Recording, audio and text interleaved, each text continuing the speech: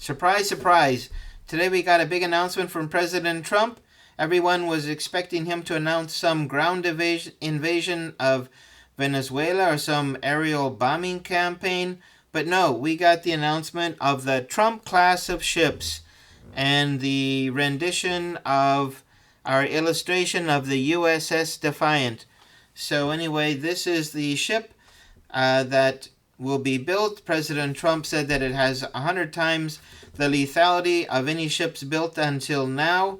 It will have nuclear weapons, it will have railguns, it will have laser weapons, it will have all kinds of arsenals to increase its lethality.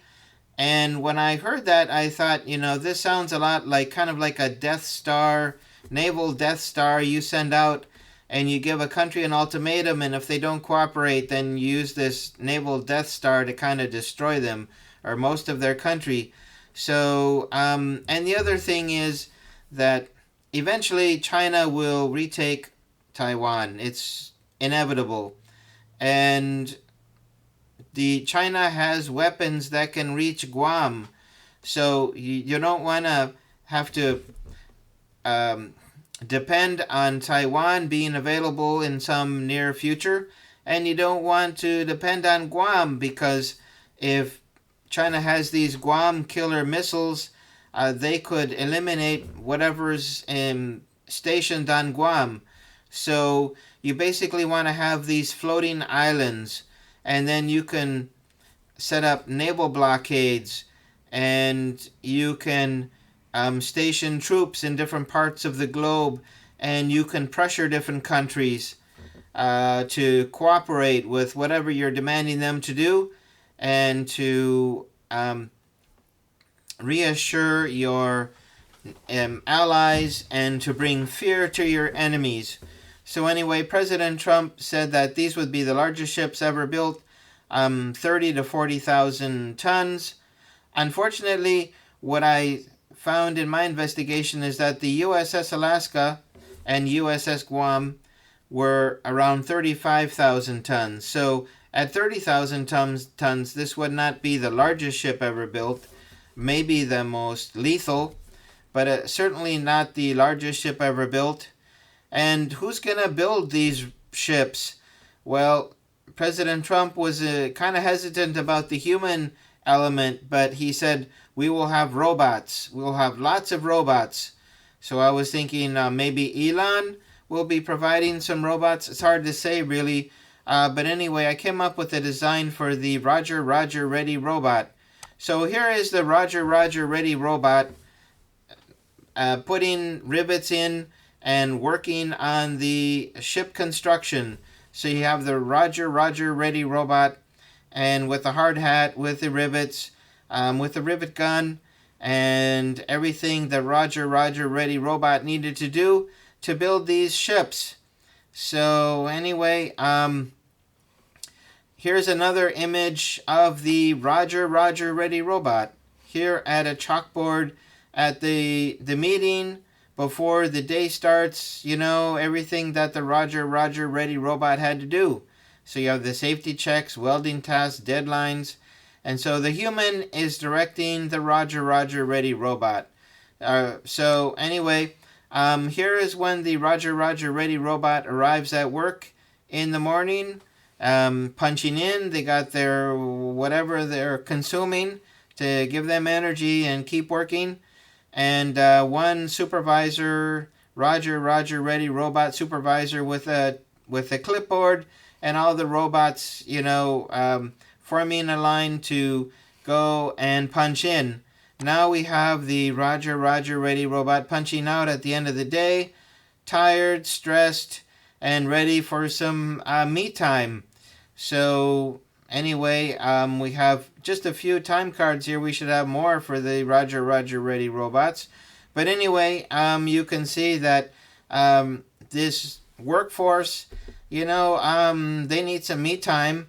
And here's the me time for the Roger, Roger, Ready robots. So at the end of the day, they go back to their squalid living conditions, sitting around and discussing the work they did for the day, and Some of them look like they have football helmets on. So anyway, some crazy stuff here. But anyway, um, they're just kind of resting, relaxing, waiting for the next day of work.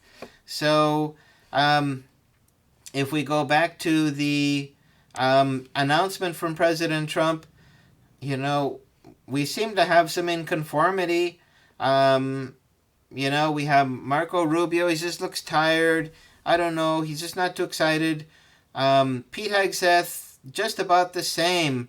I mean, did they, were they, working all night to come up with these designs? Or, why are these guys so tired out and looking so uninspired?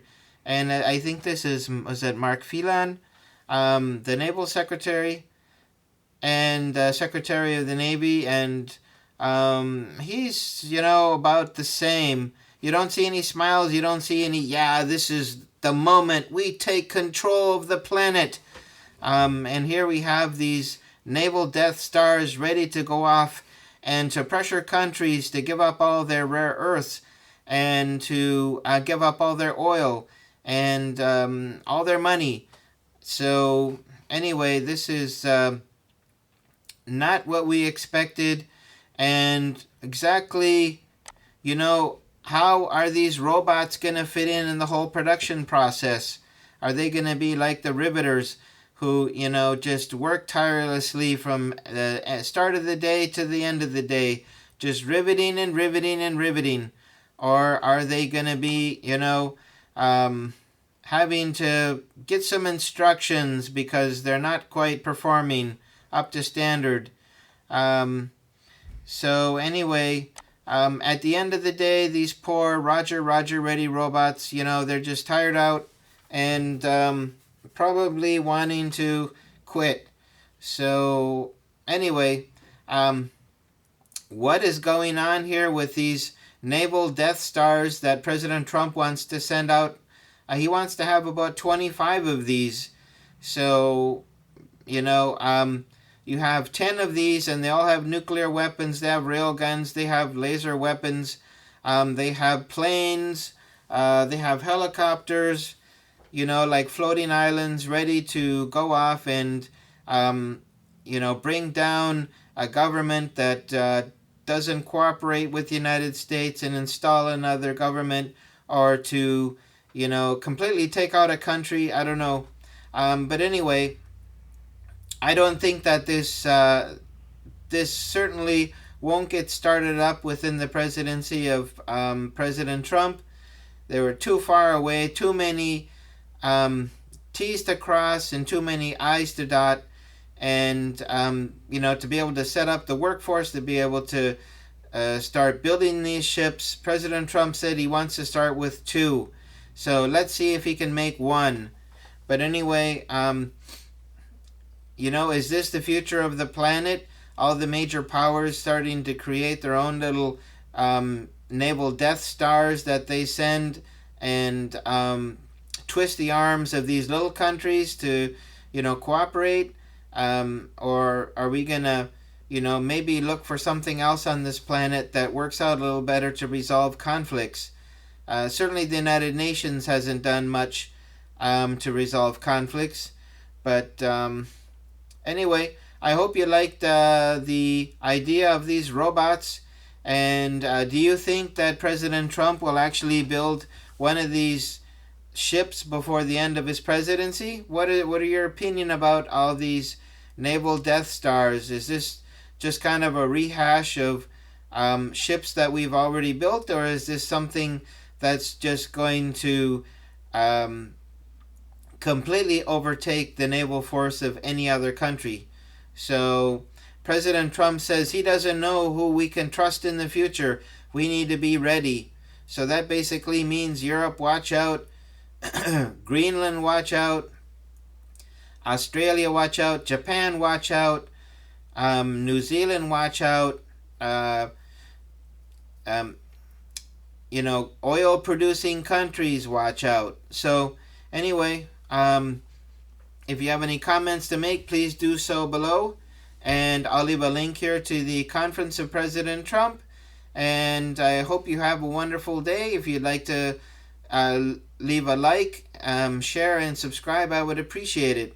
Anyway, I thought this might be a little light humor, considering that this whole topic seemed to come out of nowhere and probably will wind up ending somewhere in that region as well.